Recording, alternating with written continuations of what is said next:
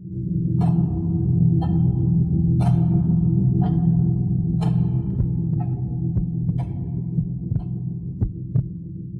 is gonna sound weird, but bear with me. When I was in high school, there was a kid who told everyone he was a demon. I don't feel comfortable even writing his name for reasons you'll soon understand. I'm just gonna call him Patrick, even though his name sounds like something out of a Shakespeare play. He was extremely socially awkward and walked around with this super empty stare that made even teachers uncomfortable. He wore the same blank gray hoodie literally every single day. I'm not exaggerating. I'm pretty sure he never washed the thing since he always smelled terrible too. He was decently short and pretty average looking, although you wouldn't be able to tell since he always had his hood up. He never took his sunglasses off, even inside. Teachers eventually stopped asking him to because he would never listen anyway. Now comes the weird stuff. He didn't have any friends, but had this weird tendency to adopt people. What I mean by that is, if he liked you, which he could decide randomly one day, he would walk up to you and say, "You're adopted," meaning you were part of his circle or whatever. Apparently this would make you safe from him or something. That's at least what he'd say about it. He didn't really like that many people though, so few people were ever really adopted. I was one of those few. Looking back, it was probably because he had a crush on me. None of us believed his demon spiel, and everyone just assumed he was a troubled kid, which he definitely was. Oh yeah, I should probably mention that this all takes place in Wayne, Pennsylvania, which is where I grew up. Another girl I used to be friends with, Gabby, had also been adopted by him. Patrick's crush on her was a little more obvious, and all my friends knew it. One day, my friends and I were chilling on the dugouts behind our high school, killing time and doing God knows what. It was me, Gabby, Laura, and Luke. I can't exactly remember how it happened, but the topic of conversation floated over to Patrick's crush on Gabby. We were all laughing about it, and Gabby was pretty obviously embarrassed. I can't remember what it was, but there was a nickname we'd substitute for Patrick's name, because his real name was too clunky. This time though, I distinctly remember Laura using Patrick's real name. The third time she said it, I swear in my life that Patrick appeared out of nowhere and jumped on top of the dugout with a baseball bat in his hand. It wasn't scary in a typical sense, but it was one of the most unsettling things I'd ever seen up until that point. We quickly stopped talking, nervous that he might have overheard us talking about him. He didn't say anything though, and just stared at us. I gave him a little wave, and he nodded in acknowledgement at me before jumping back down to the ground and swiftly walking away. After we were sure he was gone, the four of us burst into laughter, finding humor in how weird the whole encounter was. On the inside though, I was still a little disturbed. The next incident I can remember was significantly more creepy and impossible to laugh about. I was literally in Laura's house, and the two of us were hanging out in her room. Her parents were home. I'm not sure what exactly we were talking about, but again, Patrick's name was said 3 times between the two of us. Not 10 minutes later, we heard Laura's front door slam shut. Confused, we went downstairs to see if one of our other friends had decided to pull up. Laura was friends with everyone and her parents were super chill, so people came and went unannounced when it came to her house. Laura's mom had beaten us to the door though. We turned the corner of the living room and stared in shock at Patrick, who was just standing there, talking to Laura's mom.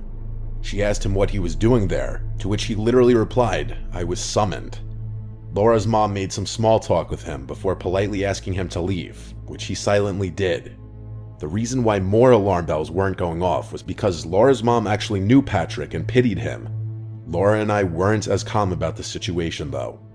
As we walked back up the stairs, we talked to each other with horrified faces about how creepy that was. A few minutes later, we made the connection between the two events. He seemed to pop up when his name was uttered 3 times. I know how ridiculous this sounds, but we had both witnessed 2 unexplainable events and knew Patrick's history of claiming to be a demon. How else could someone else rationalize what had taken place?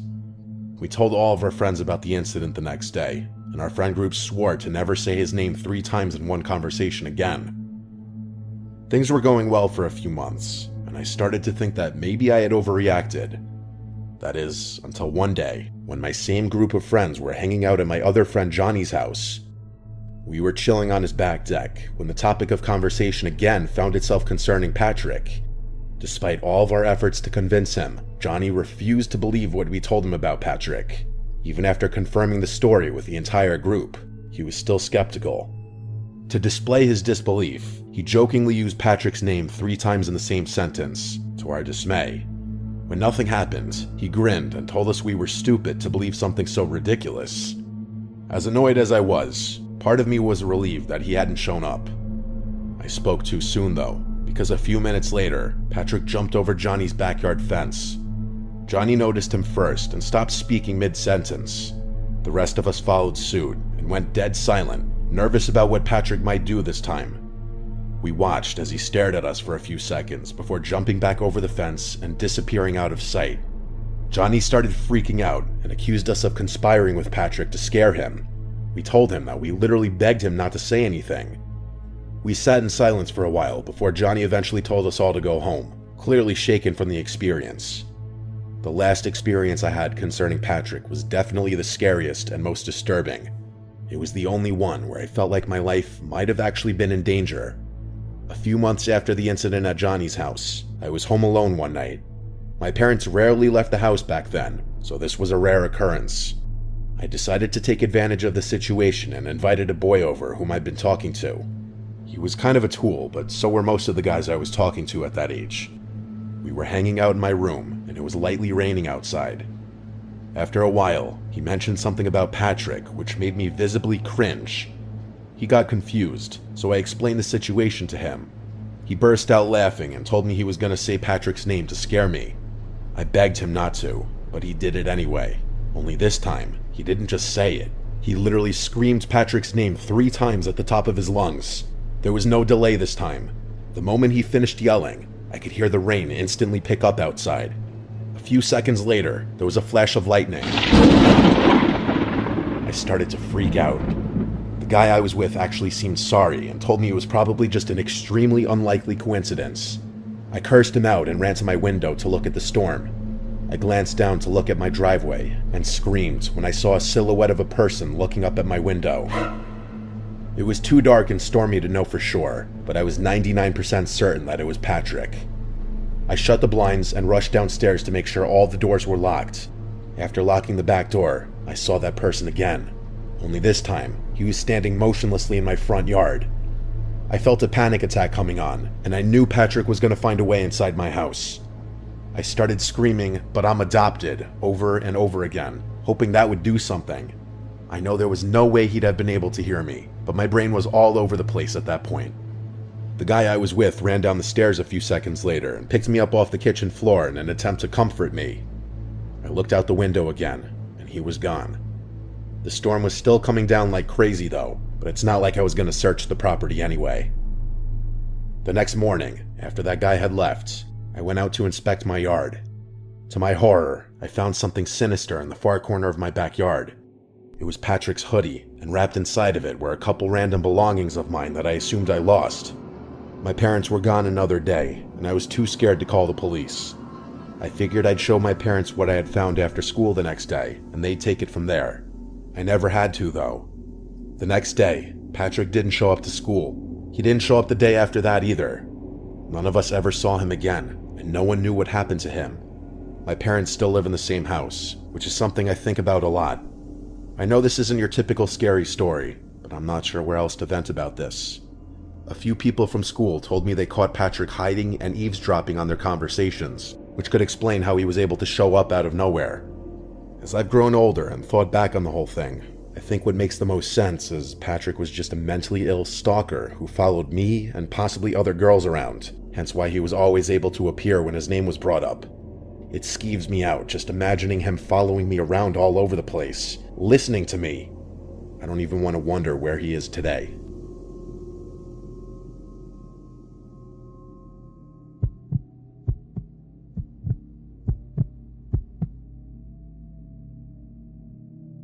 I'm from Denver. This happened a few years ago. My friend Mike and I were heading to a dinner party one snowy Saturday evening. We decided to stop at a liquor store before heading to the party. It was honestly a pretty annoying detour with the snow coming down, but we didn't want to show up completely empty-handed. We picked out some local craft beers and a bottle of whiskey and made our way back to the car. I remember the snow started to pick up around then, but it was nothing we weren't used to. He ran back into the liquor store to grab a pack of Zins, his latest nicotine fixation. I remember being annoyed about that because I was the one driving and didn't have the best car for the snow at the time. After a few minutes, he emerged from the liquor store and hopped in the car. I immediately pulled out of the parking lot and we were back on our way. The snow was falling even heavier now, covering the roads in a thick blanket of white. The drive to the party was supposed to be straightforward, about 20 to 30 minutes through familiar suburban neighborhoods. Things in my life are never as easy as they seem though. The snowstorm had other plans, turning what was supposed to be a relaxing route into a treacherous journey. Let me just say, I'm not a great driver as is, and the car slipping every 10 seconds didn't help matters.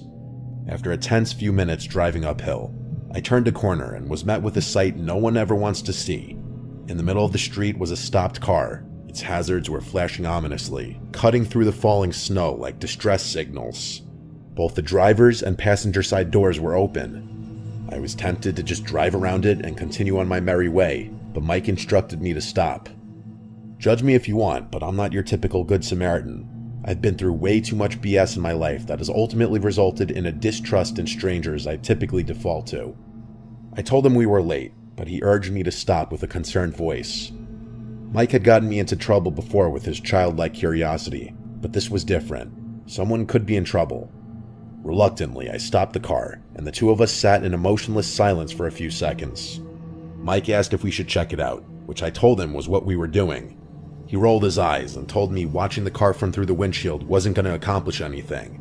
He was kind of right. I really didn't want to get out of the car though. Nervous about the situation, I asked him if he'd just wait a few more minutes, which he reluctantly agreed to. We sat there watching the eerie blinking of the hazards against what was otherwise a beautiful snowy backdrop. Nothing happened, which I was kind of surprised by. Eventually, Mike said he had had enough and was going to investigate. Before I could stop him, he stepped out of the car. I watched with a rising sense of apprehension as he approached the vehicle.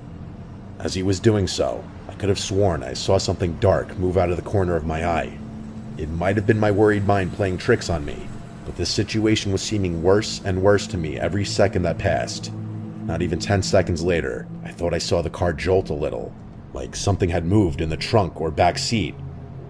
Again, maybe my mind was playing tricks on me, but I didn't care.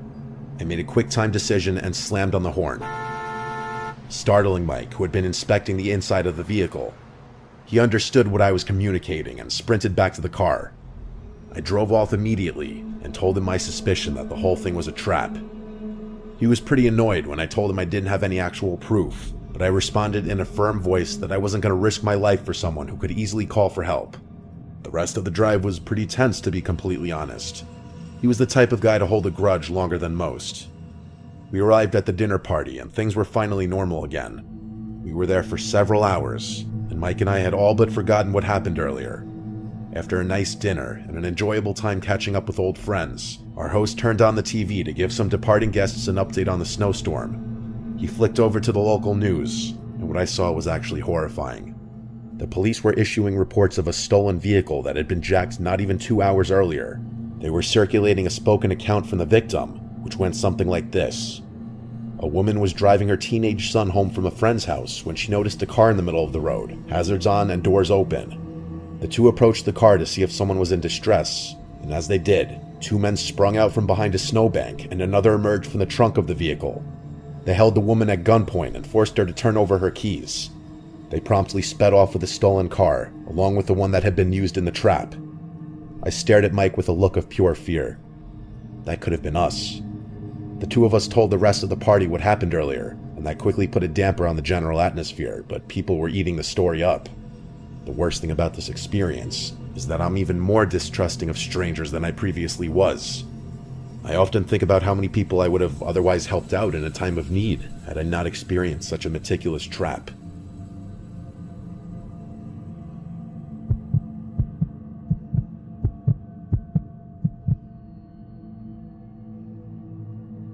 The series of events I'm about to recount happened over 30 years ago, during my early childhood.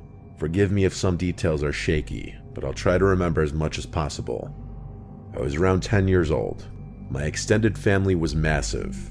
At that age, it was hard for me to remember the faces of all my relatives, let alone their names. At every family gathering, I was introduced to someone whose face I didn't recognize, even though they all seemed to recognize me. My dad was one of 9 children, so I had 8 sets of aunts and uncles on his side alone. My grandparents on my dad's side were extremely well off and had a massive beachfront property, which was communal along my dad and his siblings. I don't know its exact dimensions, but I'm pretty sure I could sleep over 30 people. Because of this, my family would often spend entire chunks of the summer down there. Both my parents had jobs that allowed them to either work remotely or spend a lot of time away from their offices. My dad's siblings and their kids would do the same. There was rarely a time when it was just our family at the beach house. I got along with all my cousins and preferred spending time at the beach house rather than at home, since I was closer with some of my cousins than any of my hometown friends. I liked a lot of my aunts and uncles too. My favorite by far was Uncle Joseph, who was the father of my cousin Brandon. Brandon was honestly kind of antisocial, and we didn't really play that much together. Uncle Joseph was awesome though, and he'd never fail to brighten my mood or make me laugh. In addition to being great with kids, he was a licensed therapist and psychiatrist, and was often who I'd turn to in times of need. There's a decent chance he knew more about me than my parents did. I confided in him regularly, and there was nothing I was uncomfortable divulging. Anyway, that summer, I began having tremendously graphic and disturbing nightmares. As far as I can recall, there weren't any common themes between them. They'd all just be about something psychologically taxing, like a family member dying or being alone forever, or something along those lines. I wish I could provide more details, but I've long since purged my mind of those horrors. I do remember one dream distinctly though. It was one of those false awakening dreams. I woke up and went downstairs to meet my parents for breakfast, like I'd do on a typical morning. When I got downstairs though, they weren't in the kitchen, and there was no food on the dining room table. I ran back upstairs and barged into my parents' and then siblings' rooms, but no one was there.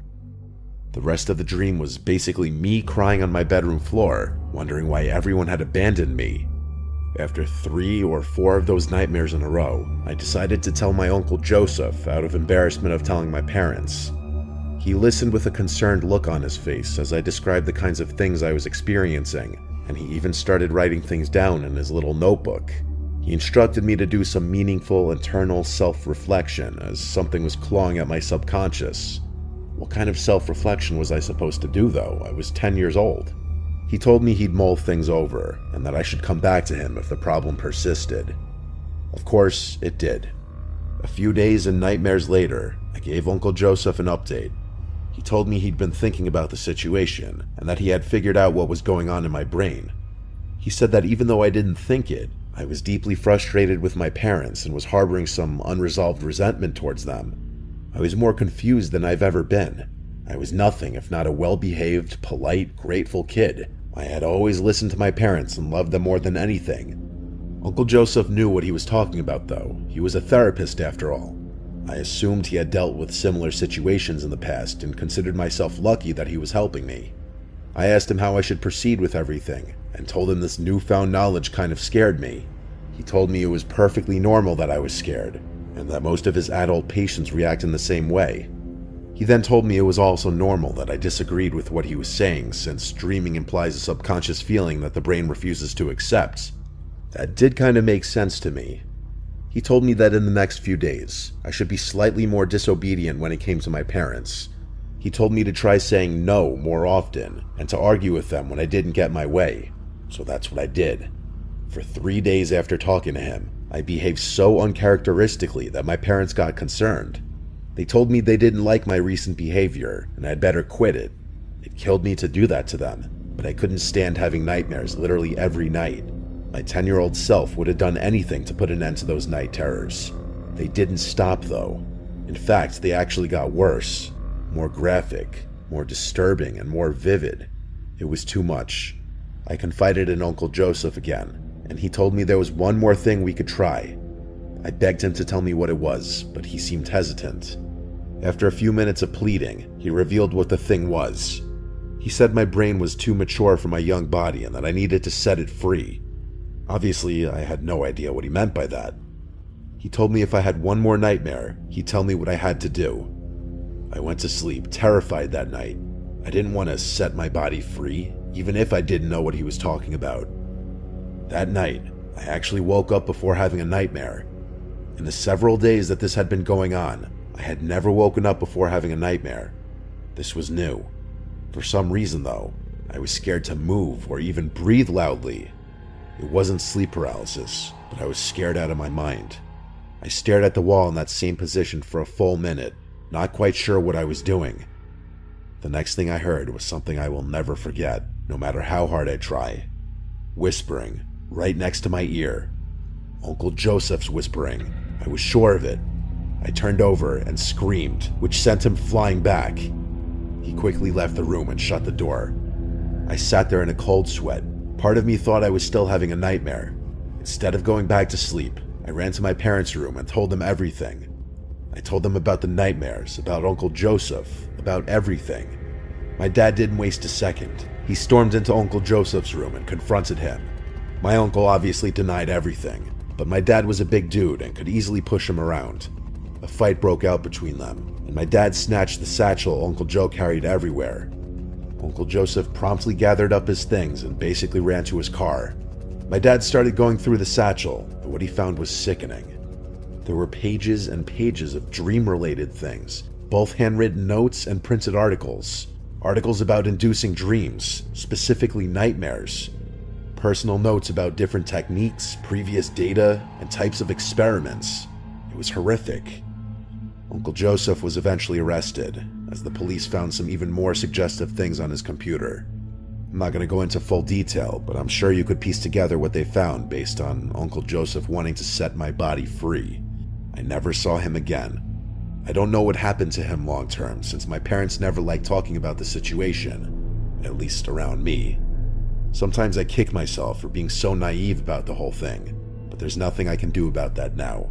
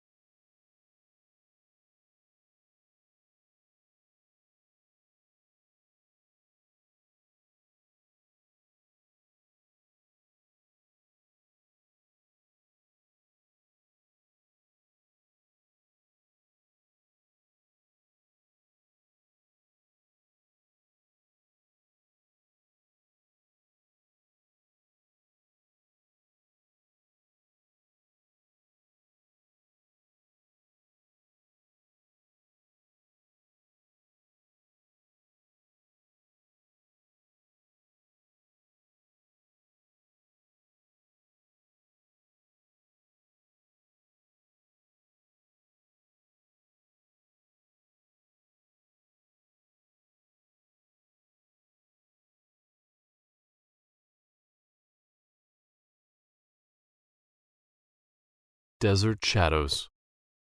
As a seasoned truck driver with nearly 15 years under my belt, I've seen my fair share of strange sights on the road during overnight hauls. However, this particular trip still makes me shiver whenever I think about it. It was a run from Salt Lake City to the rural outpost of New Mexico, cutting through the vast emptiness of Four Corners region. It's a route I've driven countless times, and although it can be eerie, I've never had any real trouble until that night. I navigated through the dark, winding roads of the desert region. The road was quiet and desolate. The rumble of the engine was the only sound in the stillness. and the dim headlights barely cut through the pitch-black darkness that surrounded me. My truck's headlights seemed dimmer than usual, making me squint and strain to see the road ahead in some sections. I briefly considered pulling over and waiting for sunrise, but financial pressures kept me going. Deliveries needed to be made, and time was money. Just an hour before dawn, my headlights caught something unexpected. A vehicle sat dead center on the road, hazard lights flashing. I slammed on the brakes to slow down my truck, tires screeching against the asphalt. The car was parked right on the double yellow line, and its passenger door swung wide open like a silent scream in the night. I brought my truck to a crawl on the road and sat still for a moment, puzzled, as I watched the surreal scene before me. After long hours of nonstop driving, I was exhausted and decided to stop to rest for a cigarette and check on the car. Maybe there was an emergency. Maybe somebody needed help, I thought. With a cautious eye on the shadows, I pulled over, cut the engine, and stepped out into the oppressive silence of the desert night. The cold air wrapped around me, and the vast emptiness pressed in from all sides. As I approached the car, I cautiously scanned my surroundings, thinking I might see someone or something. However, nothing came into view or earshot. Only the sound of my footsteps persisted. The car was empty, eerily so, but not surprisingly. The key was still in the ignition, but the engine was off. I walked around the car and found no signs of struggle or accident. It seemed that someone had parked the car and abandoned it right in the middle of nowhere. Things didn't add up, but I decided not to delve into the situation any further and walked back to my truck. After all, there was no one here who needed my help. I turned, but then a snapping sound drew my attention back toward the car. Its trunk had suddenly burst open. I circled back to the car and lifted the canopy. Inside, I found 3 suspicious-looking garbage bags and a length of rope. My mind raced with possibilities, none of them comforting. The sign was unsettling, a puzzle with pieces that didn't quite fit. The bags were heavy, filled with an ominous promise of danger, or worse. The silence suffocated me, pressing in and squeezing the breath from my lungs. A shiver ran down my spine as the air grew thick with anticipation, like a taut wire ready to snap. From a fair distance, the snap of a gunshot shattered the silence, echoing across the desert. My heart leaped into my throat as I spun around. A man emerged from the shadows, his silhouette stark against the faint light of dawn, a rifle in his hands. His face was hidden, but his intent was clear, etched in the rigid lines of his posture. "Stay where you are," he shouted, his voice sharp and commanding. Fear gripped me. My instincts screamed to run, to get back to my truck. Without thinking, I sprinted towards it, the man's voice following me like a specter. Repeated gunshots blasted, but they only hit the dirt a few feet away from me. Fortunately, the distance between us was significant, preventing him from adjusting his aim accurately. My heart hammered in my chest, each beat a desperate plea for safety. The distance to my truck was quickly shortened. I jumped in and slammed the door shut, my hands trembling as I started the engine. The man kept yelling, shooting wildly. The truck roared to life, and I floored it, tires spinning as I sped away. But he wasn't done with me yet. Glancing back in my truck's rearview mirror, I saw his car following with its headlights off, creeping up behind me, an insane speed like a predator in the night. Adrenaline surged through my veins as I dialed the police, my voice shaking as I explained the situation. I couldn't let him catch up. I couldn't let him stop me. My mind raced with worse scenarios, each one more horrifying than the last. The road stretched out before me, offering nowhere to hide. I could only rely on the speed of my truck to get me safely away from the danger. Another shot echoed. The bullet mercilessly shattered my rearview mirror. Through the remaining fractures, I could see the car drawing nearer and nearer. I knew my pursuer would be close, but I didn't dare push my truck any faster. But then I noticed a distant flicker of police lights piercing the darkness. I was not the only one aware that the police had come. A great sense of relief washed over me as the man's car hastily swerved off the road, disappearing into the vast emptiness of the desert. I gradually slowed down my truck and pulled over, my heart pounding, knowing I'd narrowly escaped death. The police arrived quickly, taking my statement with calm professionalism. Later, when I asked them about the man who had chased me, they provided neither answers nor explanations for his presence or intentions. The suspect drove off too quickly. It was as if he had vanished, leaving nothing behind but questions and fear. Frustration gnawed at me. Several questions played out in my mind. Was it a drug deal gone wrong? Something darker? Or something benign that my imagination had blown out of proportion between me and the man? There was no sure answer for what I had experienced. Whatever the truth was, the incident left a big mark on me. The desert's isolation, which once offered a certain comfort, now felt more unsettling than ever. Especially when I had to drive at night, I was wary of the shadows, the silence, and other vehicles. The route I used to travel 1,000,000 times now seemed strange, and I tensed up every time I passed that same spot. I've learned to be more cautious and vigilant, even in places I thought I knew well. The unpredictability of people and situations is a lesson forever imprinted in my mind. Looking back, I often blame myself for how foolishly I had behaved at that time. I hope my story serves as a warning to fellow truckers not to naively stop in the middle of the road as I did. The road stretches on, endless and uncertain. I have installed new headlights now that are bright and cover a wide range. Their brightness helps me ease my mind whenever I'm behind the wheel at night. My friends and I had always loved camping, but unlike most people, camping for us didn't mean heading into the woods. Instead, we preferred going on road trips and camping along deserted routes across different states.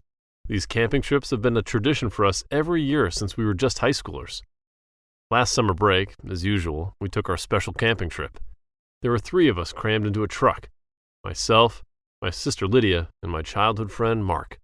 This time, we had found an abandoned track after hours of scouring maps and online forums dedicated to ghost towns and forgotten roads.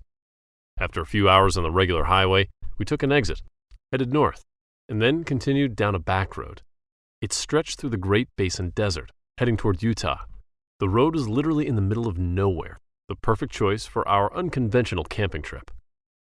We were all in awe and wonder as we entered the back road. None of us made any comments. We sat in silence, immersed in the vast landscape of nothing but desert and barren mountains. The narrow strip of cracked asphalt seemed to go on forever.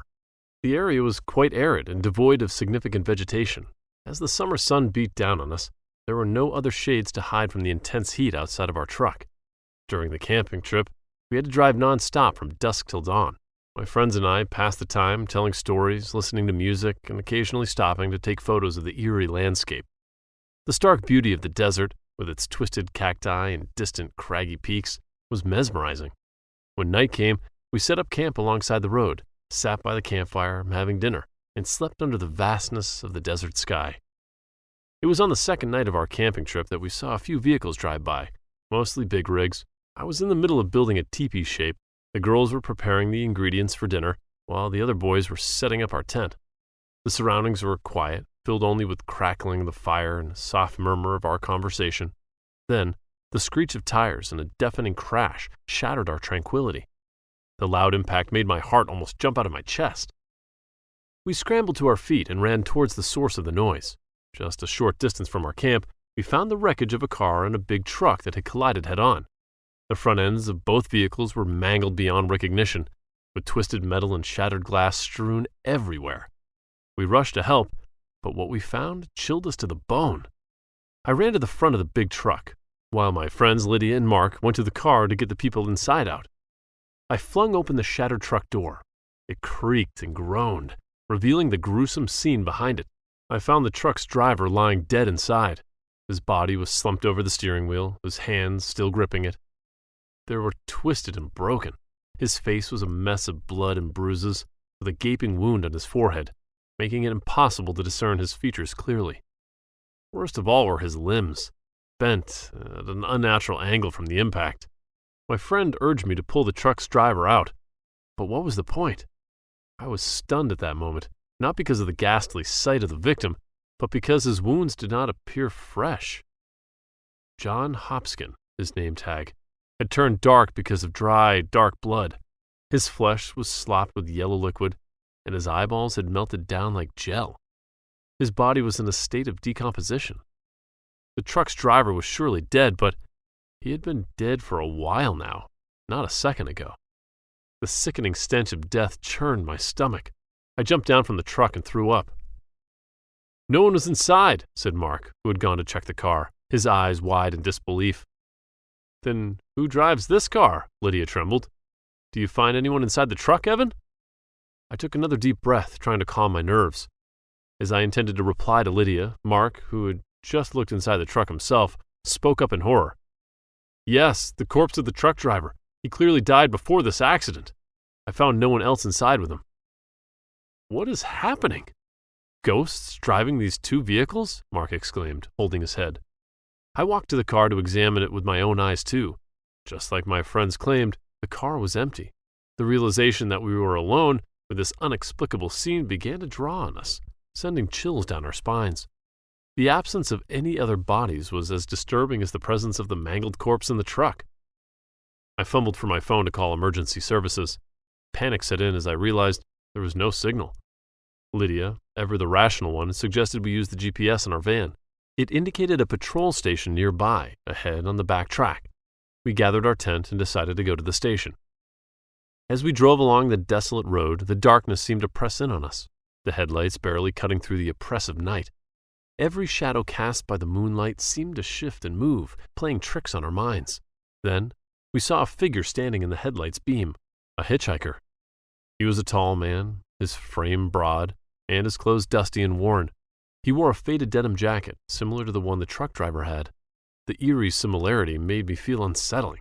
The thought that he could be the truck driver flickered in my mind, but I brushed it off, attributing it to my overreactive imagination. "You need a lift?" Mark pulled the car over and rolled down the window to ask the man. He nodded and gave us a weary smile. "What's your name? What happened to you?" Mark cautiously inquired. "I'm John. My truck broke down a few miles from here. If you're so kind, please let me in. I'm heading to the nearby patrol station." The man leaned in and explained his situation. His words seemed genuine enough. As he stood close to my car window, I took another look at his uniform. My heart sank as I saw his name tag. John Hopkins? A faint surprise flew across his face as I blurted out his full name. The man instinctively touched his name tag. I turned and met my friend's eye. We both shared the same understanding. "Okay, hop in the trunk, sir," Mark said, and I nodded in agreement. "Really?" Lydia protested. "The man has a place to go. We must help him get there," Mark gently reassured my sister, and she gave in. Despite our unease, we let him in. He thanked us in a gravelly voice and sat in the back. An unspoken tension gripped us all. The possibility that the man sitting behind us could be the soul of the truck's driver haunted our minds. We sometimes looked in the rearview mirror to check on the hitchhiker. He sat still, his back turned to us. The last time I checked on him, he was looking at us. A smile of relief played on his lips. When we finally arrived at the patrol station, we turned to ask him if he needed anything. To our utter disbelief, he had vanished. The truck was empty, with no sign of him anywhere. It was as if he had dissolved into thin air. We searched around the station, calling out for him, but there was no response. The patrol station itself was eerily quiet, devoid of any signs of life. The only light came from a flickering street lamp, casting long shadows menacingly around us. The realization that the hitchhiker had vanished without a trace left us in a state of shock. We stood there, dumbfounded, trying to make sense of what had just happened. The fear and confusion were palpable, and we felt an overwhelming urge to get back to the usual highway we had left before. The road back felt longer than before. The darkness grew thicker around us, the headlights barely cutting through the oppressive night. We drove in silence, each of us lost in our own thoughts, trying to make sense of what had just happened. After we emerged onto the highway, we stopped by an actual police station and soon found out that the truck driver, John Hopkins, had been missing for over a month. The police quickly went to the traffic accident site and brought his body to his family. We never spoke of that trip again. The encounter with the hitchhiker and the gruesome accident haunted our dreams. It was as if the desolate backstreet had swallowed our carefree days, leaving us with a chilling reminder of how fragile our reality could be. The whole situation felt surreal. Looking back now, sometimes I even mistake it for a dream. I never thought a familiar routine evening could turn into one of the most terrifying nights of my life. My name is Jamie, and I'm an 18-year-old college student. I work as a DoorDash driver in my spare time. This story happened on a typical Friday night. I had just finished classes and was ready to start my weekend routine of deliveries, hoping to make some extra cash for living expenses. The evening started off well. The dinner rush was in full swing, and I had a steady flow of orders. Most came from around campus or residential areas, which I knew like the back of my hand. However, As the hours grew late and the dinner rush died down, orders slowed, and the few that trickled in were low-paying. I found myself driving aimlessly, waiting for something worthwhile. Just as I thought I was about to call it a night, my phone buzzed with a notification.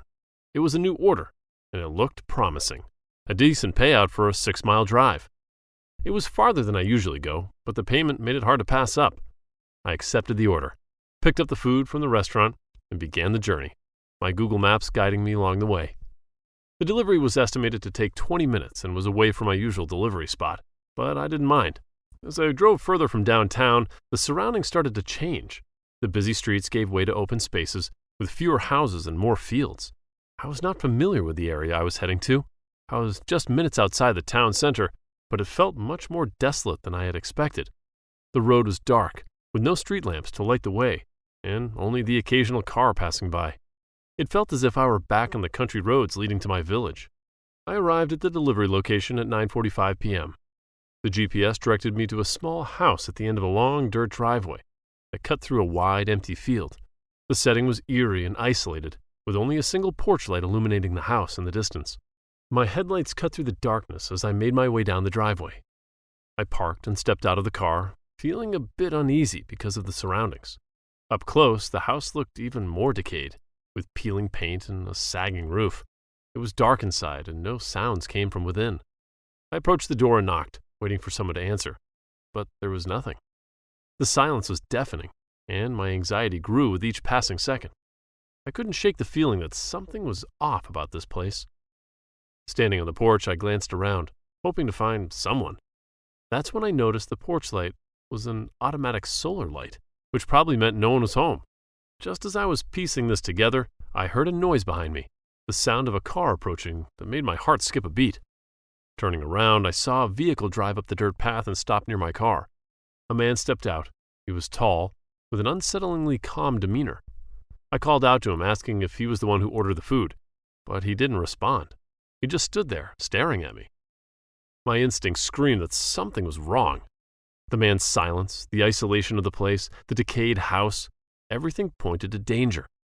My adrenaline spiked as I hesitated, unsure whether to approach the man for more information or to run away. Before I could make a decision, the man slowly advanced and stopped in the middle of the front yard, keeping a fair distance from me. "What's in the bag?" he asked curtly, pointing to my delivery bag. "Your order?" I replied, trying to keep my voice steady. "What's my order?" he asked as he reached behind him and pulled out a gun. I gulped, holding my delivery bag in front of my chest as a desperate defense, even though I knew it was no use. "Fried chicken, Coke, but no sauce, as requested?" I muttered and did not dare to move. The man stared at me for a tense moment, then lowered his gun back to his waist. I breathed out in relief and cautiously handed him the order. I didn't know why the man had to be so wary of me, and the possibilities of what could be the reason made me shiver. The man took forever to fumble for money, but eventually I received my payment in cash. Naively thinking I was safe, a loud gunshot shattered the quiet atmosphere, and a nearby window just inches from me exploded into pieces. I flinched. Without a second thought, I turned and ran as the man drew his gun and fired at me. I sprinted away from the house and into the cornfield behind it. The tall stalks provided cover, brushing against my legs as I pushed through them. My heart pounded in my chest, and my breaths came in quick gasps. More guns exploded. I didn't dare look back, fearing what I might see. I could hear my footsteps pounding in my ears, and I focused on putting as much distance as possible between myself and that house. The field was vast, and the darkness felt suffocating, but I pressed on, driven by pure survival instinct. The gunfire stopped as I emerged from the cornfield into another yard. I scanned my surroundings and finally spotted a road in the distance. My phone had no signal in the field, but as I reached the road, a few bars appeared. With trembling fingers, I quickly called 911 and relayed my location and situation to the operator. Minutes later, police cars arrived, their lights cutting through the darkness. I flagged them down, relief washing over me as they pulled up alongside me. The officers listened intently as I recounted what had happened, my words tumbling out in a rush. The police immediately drove back to the house with me following them, but when we arrived, the scene was undisturbed. The man was gone and my car was untouched. However, the bag of food was still on the porch, eerily untouched. Scattered across the wooden floor were shards of broken glass, and empty bullet casings, reminding me of what had just happened. The officers investigated but found no signs of forced entry or any evidence that the man had been there. It was as if he had vanished into thin air, leaving no trace behind. They reassured me that I did the right thing by trusting my instincts, but it was hard to shake off the feeling of vulnerability that lingered. In the days following the incident, I couldn't stop thinking about how close I had come to real danger. It was a chilling reminder of how unpredictable people and places can be, especially when you're alone at night. The experience left a lasting scar, making me constantly wary wherever I received late-night orders. From that point on, I promised myself not to accept orders too late at night in desolate places.